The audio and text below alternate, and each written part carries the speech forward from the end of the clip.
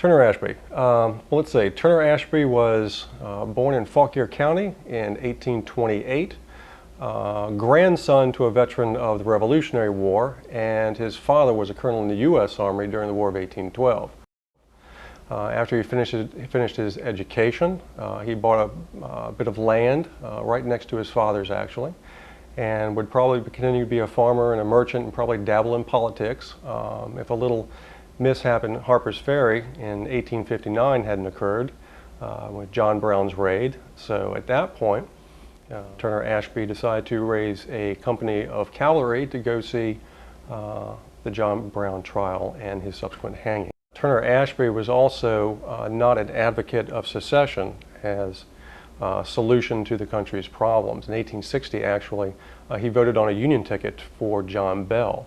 But when Virginia did secede from the Union, like Robert E. Lee and a lot of other Virginians, he did side with his home state and join the Confederacy, where he had his group of cavalry join Confederate service, served with Stuart for a little while, helping to screen Joseph E. Johnston's movements from the valley to First Manassas, and eventually ended up more or less an independent cavalry commander with Stonewall Jackson during the 1862 Valley Campaign.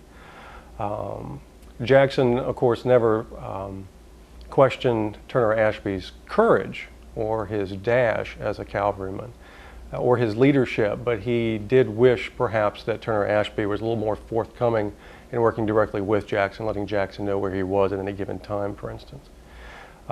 This continued for a while, but eventually, May 27th, he was promoted to Brigadier General. But he did not hold that rank for very long, because on June 6th, during a rearguard action near Harrisonburg, his horse was shot and killed from under him. He continued to lead his men on foot, but himself was subsequently shot and killed. When he died on the battlefield, he was taken to the Kemper House, where the local ladies cleaned him up and took care of the wounds. And then they brought a photographer in who propped him up on a chair and took a photograph of him. One thing you probably notice is that there's a little shadow, and that represents the rose that a woman put in his hands. Postmortem photographs were very popular in the 19th century. It was a part of mourning. It was a way to capture the memento of your lost one. Photography was very expensive, so this was one way to have some photograph of a person to have for the rest of your life to remember them by. One interesting tidbit is that if you saw a butterfly on the case, on the front of it, that meant that this person has departed from one life and is entering another. If you had flowers, especially roses, inside the case, that meant that a life had been cut down too short.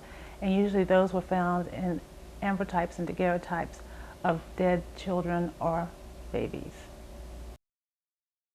Well, even before the mass scale of death during the Civil War itself, Americans had to live with death, so to speak, more than we do. More women died in childbirth, more children died of childhood illnesses.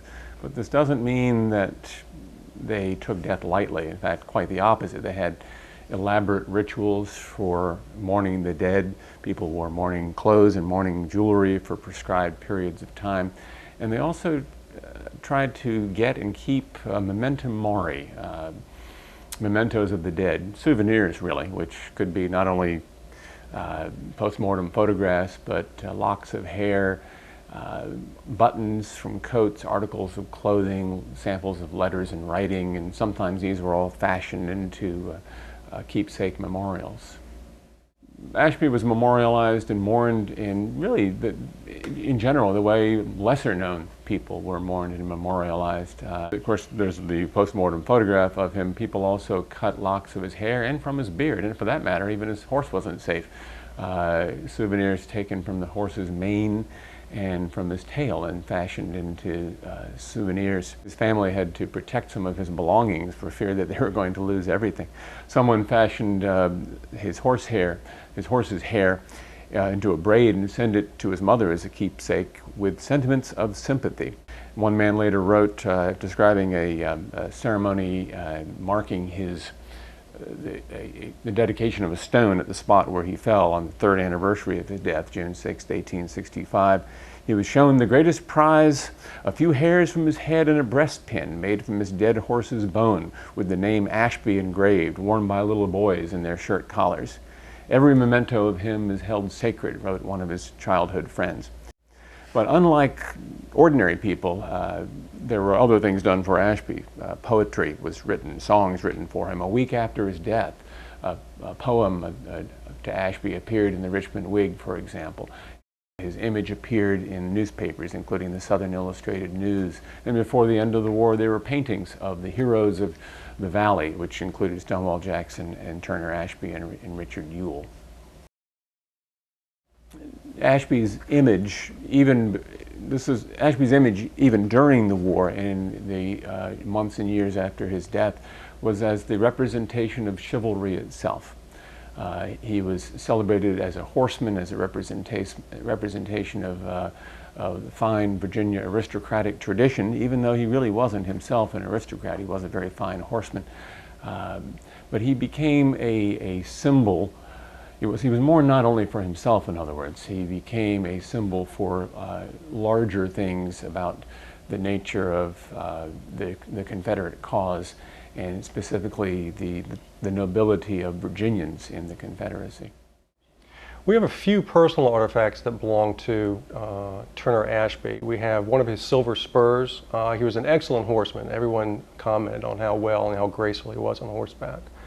So we do have one of his spurs that he wore. We also have a red wool sash, probably dates back to his militia days, just before the war, that he wore during the subsequent war. We also have a bugle horn. Actually, it's a hunting horn that was used by a member of Ashby's troops. So there's a good chance that every foxhound within a 10-mile radius probably followed him around wherever they went. We also have a flag from Company A of the 7th Virginia Cavalry, which was his first unit that he commanded as a captain.